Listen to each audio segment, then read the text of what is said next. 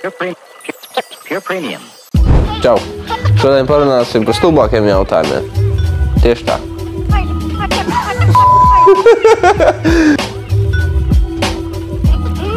Kāpēc tik dārgi? Šobrīd ir krīze.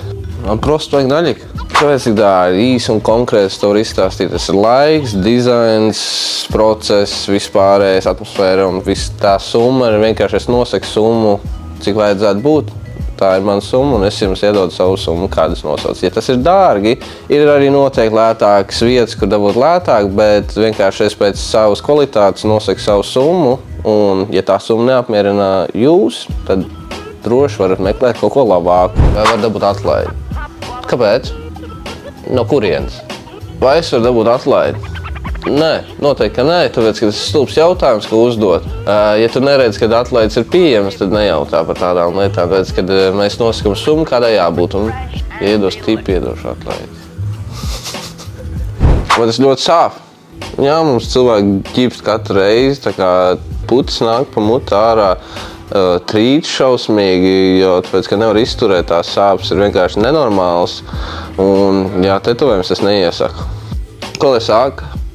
Sāp bišķiņ. Nu, sāp bišķiņ. Bišķiņ. Ej, tu terotā. Vai tas ir tavs pirmais tetovējums? Jā, kā izskatās. Tas ir mans pirmo reizi tur mašīnīt rokās. Ir problēmas. Stulbs jautājums. Ja tu esi atnācis uz tetovēšanas salonu, tu domā, ka tu maksās labu summu par cilvēku, kas tikko pieskārās pie mašīnītes. Come on. Vai var noņemt ar lāzeri? Es domāju, ka var. Domāju, ka var. Kāpēc gan ne? Pagaid mēnesi un noņem ar lāzeru. Stulbs jautājums.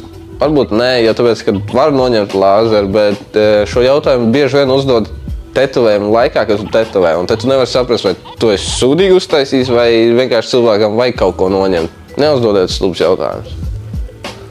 Pietiek jau ar tetovējumiem. Pietiek jau ar krīzi. Vai tetovējumam ir... Ko? Vai tetovējumam ir jābūt nozīmē? Kā tev liekas? Protams, ka nav vajadzīga nozīme. Tas ir atkarīgs pēc savas izvēles, dažreiz pēc vecāka izvēles, bet nav obligāti jābūt nozīmē. Var nozīmes, nav nekas slikts, ir daudz ko var uzlikt ar nozīmi, bet tā ir māksla. Tā nav robeža. Vai vari? Man rīt ir pirts. Vai es varu iet? Kur tu biji ātrāk?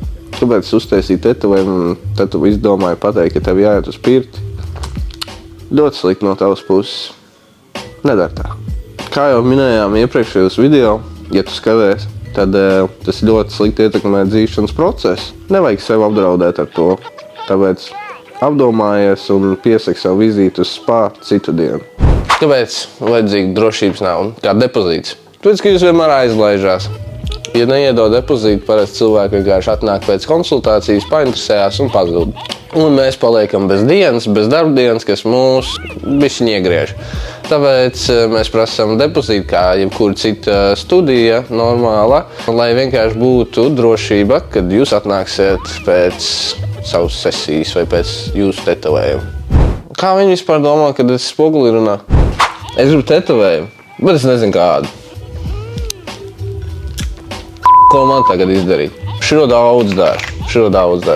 Es arī nezinu. Man nav ne jausmas, kas tavā galvā darās un par ko tev ir intereses un kāds tev ir stils, kurā tu gribi taisīt tetovējumu, tāpēc man nav ne jausmas. Es nezinu, kā tev palīdzēt. Man tiešām nav ne jausmas. Tāpēc es vienmēr klientiem saku, ja gribas tetovējumu, atrodiet vispirms kaut mazliet, lai varam jums palīdzēt.